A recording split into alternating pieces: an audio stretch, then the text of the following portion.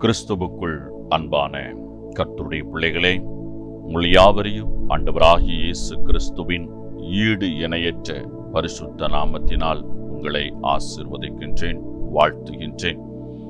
கர்த்தர் தாமே நீங்கள் எதிர்பார்க்கிற நன்மைகள் யாவையும் பரத்திலிருந்து பூரணமாக உங்களுக்கு தந்து நீங்கள் யாவரும் இம்மையில் சுகித்திருக்கவும் மறுமையில் நிலைவாழ்வை பெற்றுக்கொள்ள அனுக்கிரகம் செய்வாராக. தினம் ஒரு மிஷனரி என்கின்ற தலைப்பில் இந்த நாளிலே நாம் பார்க்க இருக்கிற மிஷனுடைய பெயர் மத்தியா. இவருடைய பிறப்பை குறித்து ஒரு தெளிவான காலங்கள் குறிப்பிடப்படவில்லை.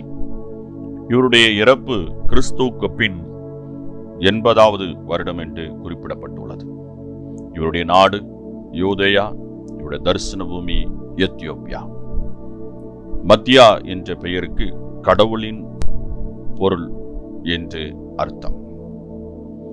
இவர் 12 அப்போஸ்தலரில் ஒருவர் அல்ல, ஆனால் சோசிபாஸ் என்ற அறிஞரின் கருத்துப்படி 72 சீடர்களில் ஒருவர். இயேசுவை காட்டிக் கொடுத்த யூதாஸ் காரியோத் தற்கொலை செய்து கொண்ட பின்னர் அப்போஸ்தலர்கள் அவனுக்கு பதிலாக மத்தியாவை தெரிந்தெடுத்தனர். ஒரு நாள் ஏறக்குறைய 120 சகோதர சகோதரிகள் ஒரே இடத்தில் கூடியிருந்தார்கள்.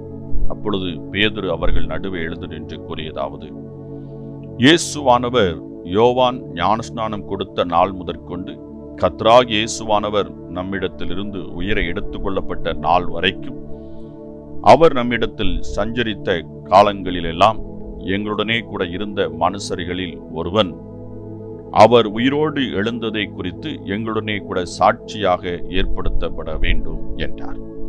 அதன் அடிப்படையிலேயே சீடர்கள் சீட்டு குலுக்கி போட்டு பார்த்ததில் மத்தியாவின் பேரில் மகத்தான சீட்டு விழுந்தது. மத்தியா அப்போஸ்தலர்களில் ஒருவரானார், மகத்தான பணி செய்ய தயாரானார். எத்தியோப்பியா நாட்டில் சுவிசேஷ பணியை மேற்கொண்டு ஏராளமானோருக்கு இயேசு கிறிஸ்து அருளும் ரட்சிப்பை எடுத்து கூறினார். மேலும் இவர் பாலஸ்தீனா, சீரியா, அர்மீனியாவில் இயேசுவின் நற்செய்திகளை போதித்தார். புனித அந்திரேயா, மத்தியா பணி என்ற நூல்களில் இவர் காட்டுமிராண்டிகளுக்கும் நற்செய்தி அறிவித்ததாக, அங்கே கண்கள் குருடாக்கப்பட்டதாகவும் செய்திகள் அங்கே தெரிவிக்கின்றன. இறைப்பணி என்பது நம் விருப்பத்தினால் செய்வதல்ல. பணம் இருப்பதாலோ, இடம் இருப்பதாலோ அல்லது மக்கள் கூட்டம் இருப்பதாலோ ஊழியத்தை ஆரம்பிப்பது சரியான செயல் அல்ல. நாம் ஆண்டவரால் தெரிந்து கொள்ளப்பட வேண்டும். மத்தியா ஆண்டவரின் சித்தப்படி அப்போஸ்தலர்கள் மூலமாக தெரிந்து கொள்ளப்பட்டதினால் ஊழிய பணியை மேற்கொண்டார். தன் ஆயுளின் கடைசி வரைதான் தன் அழைப்பில் நிலைத்து நின்றார். அன்பரே, உங்களை ஆண்டவர் ஊழிய பணிக்கென்று அழைத்துள்ளதை உணர்ந்துள்ளீர்களா? புறப்பட ஆயத்தமாய்விட்டீர்களா?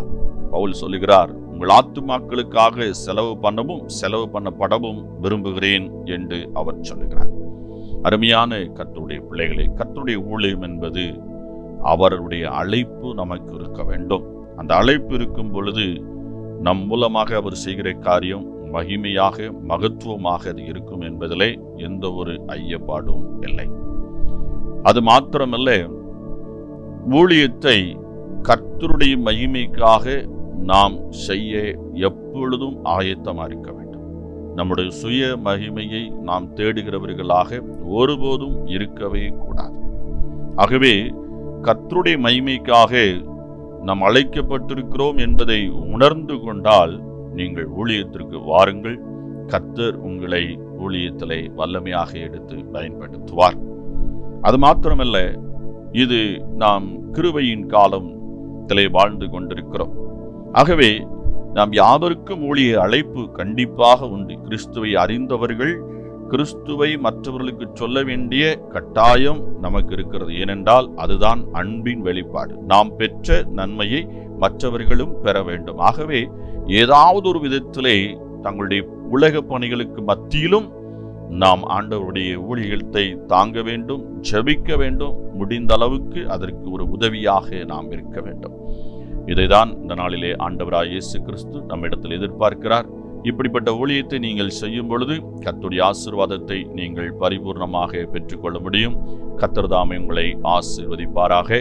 இந்த நாளின் தியானத்துக்குரிய வேத பகுதி பாகமம் 31 அதிகாரம் ஏசாயா தீர்க்கதரிசியின் புஸ்தகம் 3-4 அதிகாரங்கள், கொலோசியர் 1 அதிகாரம். இந்த வேத பகுதிகளை வாசித்து கர்த்தருடைய ஆசீர்வாதத்தை பரிபூர்ணமாய் பெற்றுக் கொள்ளுங்கள். கர்த்தர் தாமே உங்களை ஆசீர்வதிப்பாராக.